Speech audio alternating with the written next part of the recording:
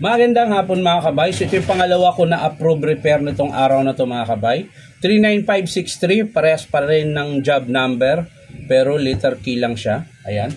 So ito mga kabay, ang papalitan lang natin ay brush holder. Ayan. So ikakabit natin mga kabay, tara samahan nyo po ako.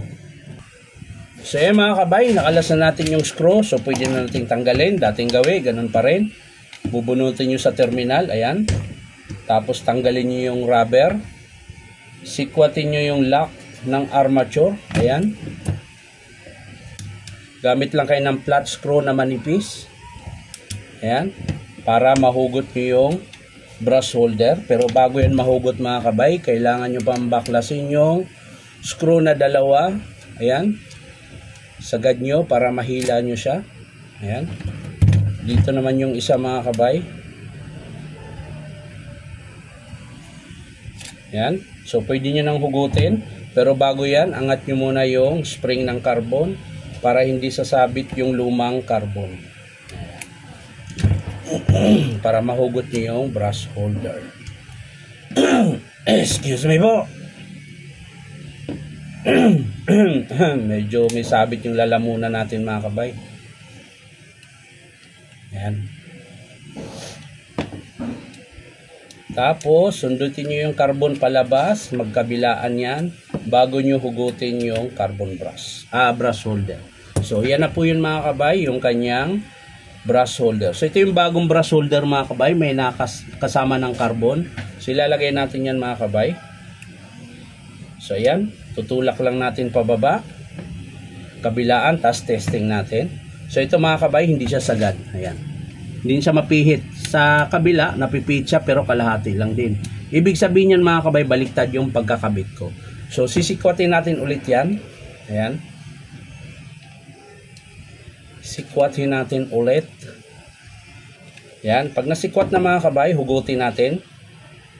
Ayan. So, nakaganyan ang posisyon yan mga kabay. Ayan. Dahil baliktad, iikutin ko lang to mga kabay. Ayan. Ayan. Tapos, balik natin ulit. Ayan.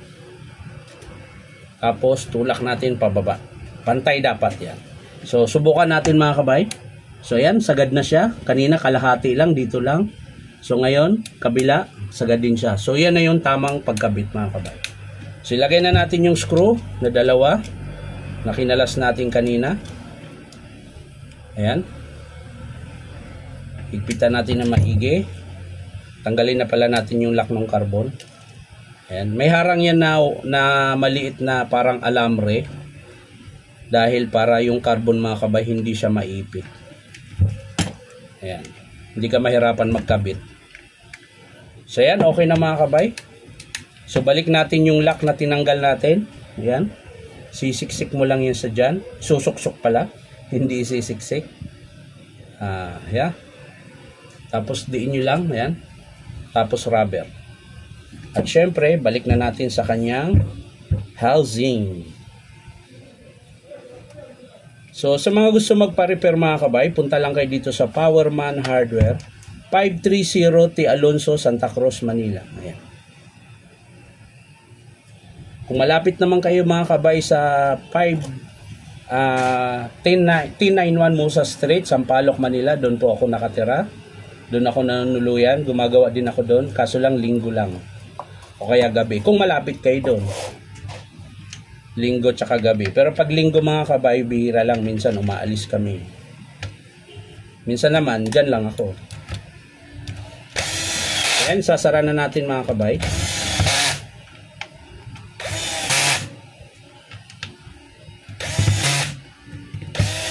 Ayan. So, saksak natin. Okay. Forward. Reverse pala. Forward. So yan mga kabay, tapos na po yung ating pinalitan ng brush holder. Ito po yung luma. So maraming salamat mga kabay sa panonood at palike and share na rin po. At syempre po baka naman pwede makahingi sa inyo ng isang subscribe dito po sa aking YouTube account na Inom Tabay. Bye bye.